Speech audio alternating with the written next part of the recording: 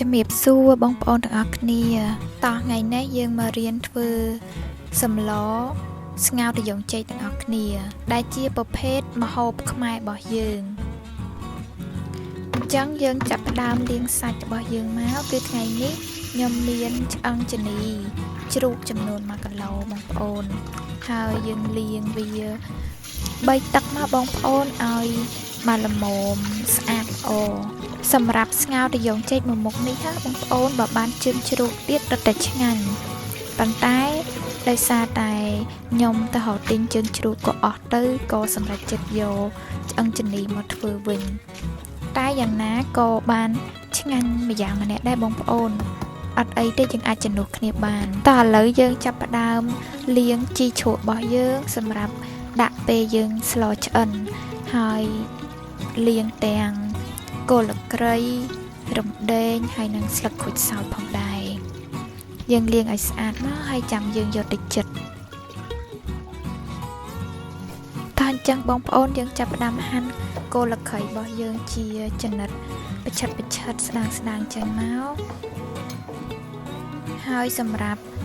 ស្លឹកក្រូចសើចយើងដកតំណងវាចេញចឹងមកបងប្អូន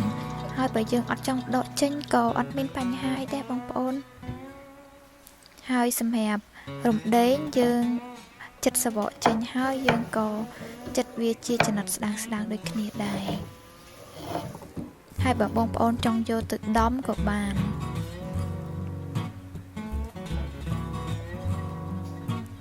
ឥឡូវយើងមកបេះជីជ្រក់របស់យើងឲ្យហើយដែរបងប្អូនយើងជ្រុលជាប្រើជ្រុញមួយនឹងសម្រាប់ចិតគ្រឿងអស់ហ្នឹងហើយយើងចិតជីជ្រក់ឲ្យហើយដែរហើយមានជីនាងវងជីអាណាហើយនិងស្លឹកខ្ទឹមយើងហាន់តូចចឹងមកបងប្អូនហើយសម្រាប់ក្រូចឆ្មាយើងហាន់ទុកដែរទៅហាន់2-3ផ្លែទុកទៅបងប្អូនហើយយើងងាយស្រួលពេលយើងស្លហើយយើងមានជីជ្រក់យើងមានក្រូចឆ្មាសម្រាប់ដាក់ពេលសម្លឆ្អិនតែម្ដងហើយបងប្អូនយើងបកសបកខ្ទឹមដំវាមកហើយយើងចិញ្ច្រាំវាទុកដូចគ្នាដែរហើយសម្រាប់ត្រយូងចេករបស់យើងធ្វើការបកស្ទាប់ខាងក្រៅនឹងចេញសម្រាប់ត្រយូងចេកបងប្អូនអាចប្រើ2ផ្លែអីទៅប្រសិនបើបងប្អូនមានសាច់រហូតដល់1គីឡូអីបងប្អូនសម្រាប់ត្រយូងចេកបងប្អូនអាចពុះវាជា2ហើយចាំហាន់កង់ក៏បានយើងហាន់ជាកង់ហើយចាំជ្រៀកវាបែបនេះក៏បានដែរបងប្អូនបន្ទាប់ពីយើងហាន់ហើយយើងដាក់វាចូលទៅក្នុងចានដែកមួយដែលមានទឹកចឹងណាបងប្អូនសម្រាប់ត្រយូងចេកអាកន្លែងតំណងកដាហ្នឹងបដោកដាហ្នឹងបងប្អូនអាចដកវាចេញនិយាយរួមទៅសម្រាប់ត្រយូងចេកហើយនឹងរបៀបនៃការហាន់ត្រយូងចេក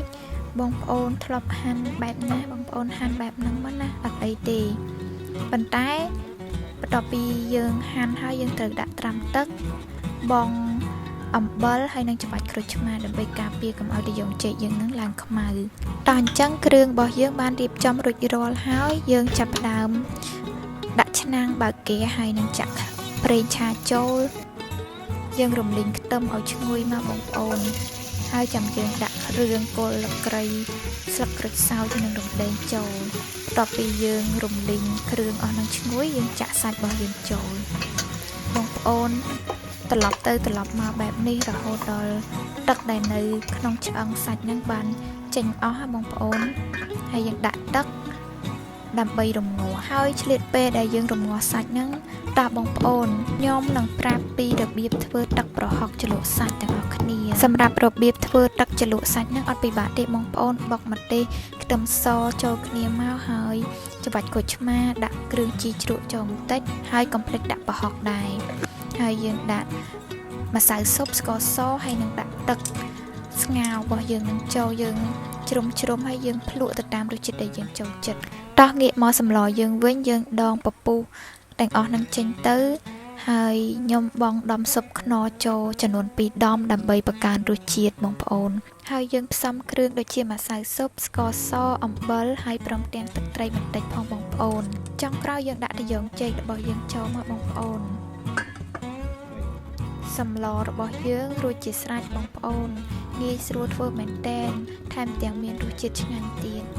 បើបានញិចម្ទេសហឹលហើយច្របាច់ក្រូចឆ្មាអញ្ចឹងមកហើយហត់ទឹកសម្លក្តៅគឺថាមានកម្លាំងហើយបែកញើសស្រួលខ្លួនមែនទែនបងប្អូនអរគុណបងប្អូនដែលបាន